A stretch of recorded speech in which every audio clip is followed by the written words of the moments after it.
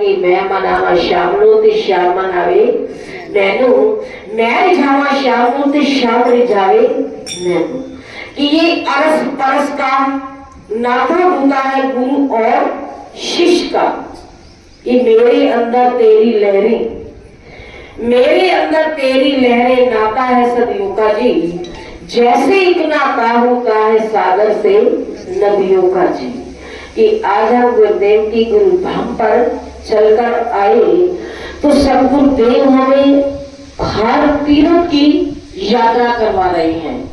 तो इसलिए लिखा है कि सारे तीर्थ धाम आपके चरणों में, सारे तीर्थ धाम आपके चरणों में, हे गुरुदेव प्रणाम आपके चरणों में।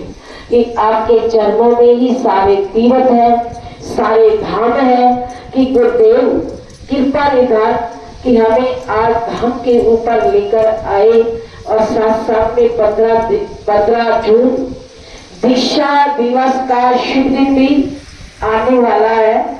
कल का ही दिन बाकी है, तो परसों 15 जून शनिवार 15 जून का शुभ दिन कि आज धाम से भी आशीर्वाद पा रहे हैं।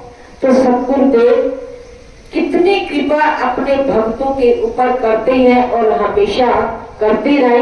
और श्रीमद् भागवत महापुराण के अंदर नारद जी ने कहा कि ये राजन सुनो कि हिरण्यकशिपु दैत्य था और प्रहलाद क्या था, देवता। कि देखो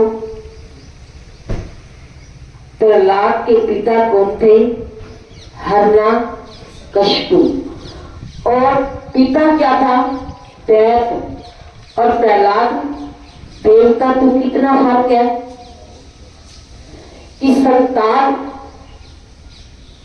हिरण्यकशिपु की थी प्रहलाद, लेकिन विचारों के अंदर फर्क होता है कि विचारों के ऊपर ही ये संसार चलता है। तो इसी से पिता पुत्र में विग्रह उपस्थित हो गया। हिरण्यकशिपु ने प्रहलाद को समझाया अवश्य, किंतु उसके विचारों से वे कदापि सहमत ना हुए। कि एक दिन की बात है कि हिरण्यकशिपु ने अपने पुत्र प्रहलाद को गोद में बिठाकर बहुत कुछ समझाया बुझाया और पूछा कि तुम्हें क्या अच्छा जान पड़ता है। तो इस पर प्रहलाद ने कहा कि मुझे एकांतवास और कहीं वन में जाकर तप करने से अधिक अच्छा और कुछ नहीं जान पड़ता। क्योंकि प्रहलाद की सुर्ती कहाँ लग गई थी, भगवान के चरणों में, भगवान विष्णु के चरणों में। उनके ध्यान में हमेशा रहते कि मैं ध्यान धरूं तेरा, तुम ध्यान धरो मेरा। कि अगर हम मालिक के ध्यान में रहेंगे तो वो हमारा आप ध्यान करेंगे। तो इस पर प्रहलाद ने कहा कि मुझे एकांतवास वन में जाकर तप करने की अधिक अच्छा लगता है। ये संसार तो मिथ्या है, केवल एक भगवान विष्णु का नाम ही मुझे प्रिय है और कोई नहीं।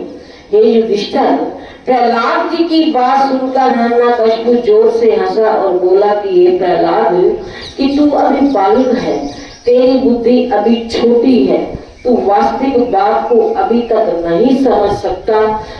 प्रहलाद चुप रहे। कि जिसे हर बात की समझ होती है तो वो ज्यादा नहीं बोलता, वो कम बोलता है। तो प्रहलाद सब कुछ सुनता हुआ क्या रहा, चुप। दैत्यराज ने अभी सभा के एक सदस्य को बुलाकर प्रहलाद को समझाने की आज्ञा दी और कई ब्राह्मणों को उन्हें समझाने का संकेत दिया, परंतु ज्ञान भक्ति के भंडार प्रहलाद को कोई समझा ना सका। वे सबसे परम वक्ता तथा भक्ति ज्ञान के प्रगाढ़ पंडित निकले कि उन्हें अंदर का सारा ज्ञान था। सोची थी तो ये सोची बिना भगवान के, बिना मुर्शद के, बिना वैभव के कोई दे नहीं सकता। चाहे अपने आप में हम कितने ज्ञानी वक्ता ज्ञानी बन जाए, लेकिन बिना गुरु के सोची करवाने वाला और दूसरा नहीं होता। तो परंतु ज्ञान और भक्ति के भंडार प्रहलाद को कोई समझा ना सका कि वो सबसे परम वक्ता और भक्ति ज्ञान के प्रगाढ़ पंडित निकले। तो प्रहलाद अपने दिल के अंदर एक एक बात को समझ रहा था जो हिरण्यकशिपु उसे समझा रहा था। समझने की बुद्धि विचारधारा शक्ति अपनी होती है, तो इसलिए कि हमें पूर्ण ब्रह्मज्ञानी सतगुरुदेव मिले, पूर्ण ब्रह्मज्ञानी सतगुरुदेव का हमें संग मिला, तो क्यों ना ऐसे दीन दयालु सतगुरुदेव के चरणों में नमन करें और उनकी महिमा को गाएं।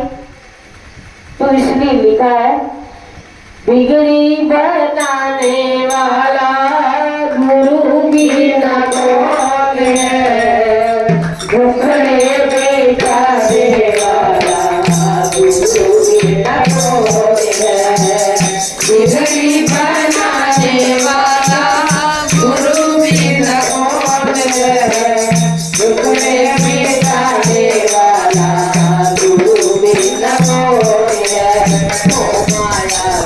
माया बंदा फटका फिर हो गया माया का पाया बंदा फटका फिर हो गया कभी कराने वाला गुरु भी न कौन है, तुझे मिटाने वाला गुरु भी न कौन है, कभी कराने वाला गुरु भी न कौन है, तुझे मिटाने वाला गुरु भी न कौन है।